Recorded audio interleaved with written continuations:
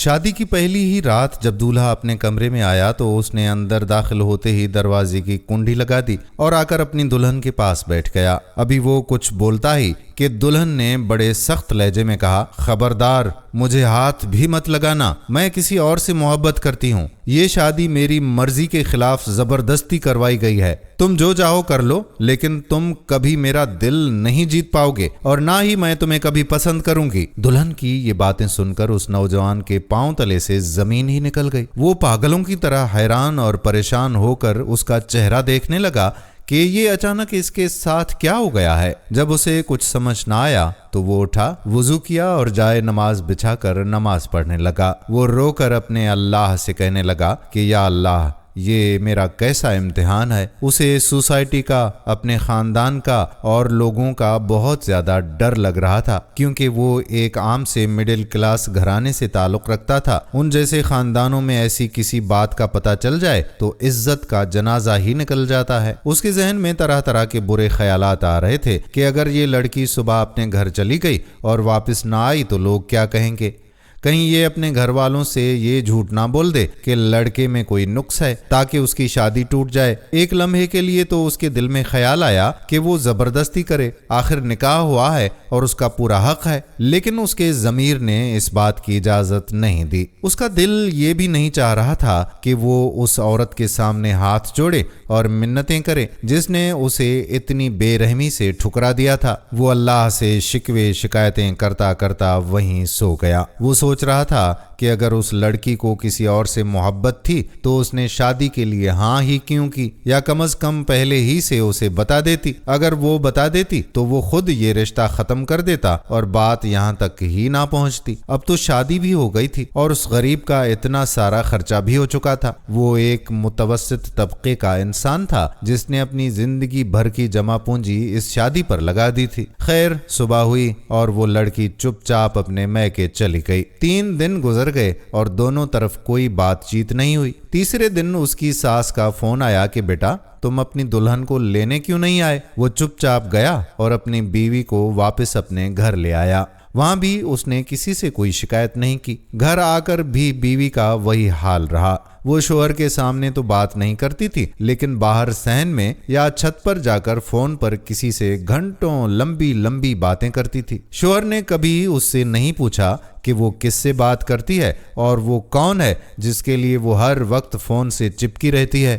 بس ایک بار اس نے اپنی بیوی سے سیدھا پوچھا تھا کہ کیا تمہیں طلاق چاہیے، تو اس نے صاف انکار کر دیا تھا۔ اب بیوی کا فون پر جو بھی افیئر تھا، شوہر نے اس سے بالکل منہ موڑ لیا اور اسی طرح 5 مہینے گزر گئے۔ شوہر دن بھر اکیلا محنت کرتا، رات کو تھکا ہارا کام سے گھر لوٹتا اور کھانا بھی باہر کسی ہوٹل سے کھا کر آتا تھا۔ وہ جب بھی گھر آتا بیوی کو فون پر ہی مصروف پاتا۔ ایک دن بیوی نے خود اس سے پوچھا کہ کیا میں آپ سے ایک بات پوچھوں؟ کیا آپ کو مجھے دیکھ کر کبھی کوئی طلب محسوس نہیں ہوتی؟ شوہر نے بڑا سرد جواب دیا، کیسی طلب؟ شادی سے پہلے بھی تو میں نے خود پر قابو رکھا ہوا تھا، تو تمہیں کیا لگتا ہے کہ میں اب کنٹرول نہیں کر پاؤں گا؟ لیکن اس رات حالات بالکل بدل گئے تھے۔ شوہر گہری نیند سو رہا تھا کہ اچانک اس کے موبائل کی گھنٹی بجی۔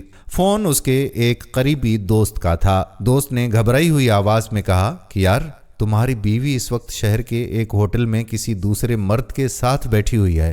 پہلے تو اسے یقین نہیں آیا، لیکن جب اس نے کمرے میں دیکھا تو بیوی غائب تھی۔ اس کا خون کھول اٹھا اور وہ فوراً اسی وقت اس ہوٹل کی طرف بھاگا۔ اس دن اسے اتنا شدید غصہ آ رہا تھا کہ جیسے اس کا دماغ پھٹ جائے گا۔ اس نے ہمیشہ اس عورت کا پردہ رکھا تھا اور کسی کو کچھ نہیں بتایا تھا، لیکن اس نے اس کی عزت کا ذرا بھی خیال نہیں رکھا تھا۔ پورے راستے اس نے خود کو کسی طرح پرسکون رکھا۔ جب وہ ہوٹل پہنچا تو اس نے اپنی آنکھوں سے اپنی بیوی کو ایک غیر مرد کے ساتھ بیٹھے دیکھا۔ اس نے غصے کو دباتے ہوئے آواز دی، چلو اٹھو اور گھر چلو، اور اس کا بازو پکڑ کر اسے کھینچتا ہوا گھر لے آیا۔ وہ لڑکی بالکل خاموش اس کے ساتھ گھر آ گئی۔ گھر پہنچتے ہی شوہر کے صبر کا بندھن ٹوٹ گیا اور اس نے اس کے منہ پر ایک زوردار تھپڑ مارا جس سے اس کی انگلیوں کے نشان لڑکی کے چہرے پر چھپ گئے۔ اس نے بیوی سے کہا کہ اب تم اسی وقت اپنے گھر دفع ہو جاؤ، آج سے تم میری طرف سے بالکل آزاد ہو۔ جب تمہیں طلاق کے کاغذات چاہیے ہوں تو مجھے بتا دینا، لیکن اب تم میرے گھر میں ایک پل بھی نہیں رہ سکتی۔ وہ عورت اسی رات اپنے میکے چلی گئی اور وہ آج بھی وہیں ہے۔ اس نے کبھی طلاق نہیں مانگی اور جس لڑکے کے عشق میں وہ پاگل تھی اس نے اسے اپنایا ہی نہیں۔ وہ لڑکا تو صرف اپنا مطلب نکال کر بھاگ گیا تھا۔ ایک دن اس لڑکی نے روتے ہوئے شوہر کو فون کیا اور منت کی کہ خدا کے لیے مجھے اپنے نام سے محروم مت کرنا، بھلے ہی مجھے اپنے پاس مت رکھو لیکن مجھے طلاق مت دینا، بس میری یہ آخری خواہش پوری کر دو۔ شوہر نے اس کی بات رکھ لی اور اسے طلاق نہیں دی۔ اس پورے حادثے کے بعد اس نوجوان کو خود کو سنبھالنے اور دوبارہ نارمل ہونے میں 3 سے 4 سال لگ گئے۔ اسے دوبارہ کسی عورت پر یقین کرنے میں وقت لگا کہ ہر عورت ایک جیسی نہیں ہوتی۔ کچھ سالوں بعد اس نے دوسری شادی کر لی اور اب ماشاءاللہ اس کے 3 بچے بھی ہیں۔ اس کی دوسری بیوی بہت ہی نیک اور سمجھدار نکلی۔ شوہر سوچتا ہے کہ شاید وہ جو 2-3 سال اس نے شدید صدمے اور صبر سے گزارے تھے، یہ نیک بیوی اللہ کی طرف سے اس کا انعام تھی۔ اب حال یہ تھا کہ وہ اپنی بیوی کی چھوٹی سی ہمدردی کو بھی بہت بڑی بات سمجھتا تھا۔ وہ ذرا سا بھی پریشان ہوتا تو اس کی بیوی کی نیندیں اڑ جاتی۔ وہ اس سے بے پناہ اور جنون کی حد تک محبت کرتی ہے۔ اگر وہ کام سے تھوڑا سا بھی لیٹ ہو جائے یا میسج نہ کرے تو وہ شدید پریشان ہو جاتی ہے۔ وہ سارا دن سائے کی طرح اس کے آگے پیچھے گھومتی رہتی ہے، یہاں تک کہ بعض دفعہ وہ چڑچڑا ہو جاتا ہے اور اس سے لڑ پڑتا ہے کہ اللہ کی بندی، میں کوئی چھوٹا بچہ تو نہیں ہوں جو تم اتنی فکر کرتی ہو۔ وہ اکثر سوچتا ہے کہ ایک وہ پہلی عورت تھی اور ایک یہ ہے، جبکہ میں تو وہی انسان ہوں۔ اسے پتا چلا ہے کہ اس کی پہلی بیوی اب پاگل ہو چکی ہے۔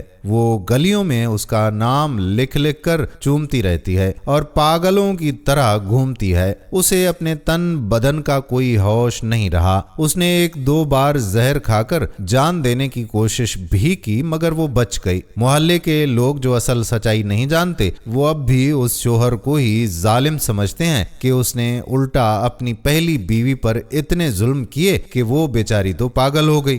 اب وہ کسی کو کیا صفائی دے اور لوگوں سے کیا کہے کہ حرام محبت کا انجام ہمیشہ ذلت اور خواری ہوتا ہے۔ غیر مردوں سے یاریاں لگا کر اور عشق لڑا کر یہ امید رکھنا کہ سب کچھ اچھا ہوگا ایک نادانی ہے۔ اس راستے میں رسوائی کے سوا کچھ نہیں ملتا۔ میری پیاری بہنوں اور بیٹیوں، یہ بات ہمیشہ یاد رکھو کہ غلط اور حرام طریقے سے کی جانے والی محبت کا آخری انجام صرف اور صرف ذلت اور بدنامی ہے۔ اگر میری اس سچی کہانی سے کسی کا دل دکھا ہو تو میں ہاتھ جوڑ کر معافی چاہتا ہوں۔ اگر آپ کو اس کہانی سے کچھ سیکھنے کو ملا ہو اور یہ پسند آئی ہو تو اپنے دوستوں کے ساتھ اسے شیئر ضرور کر دیں۔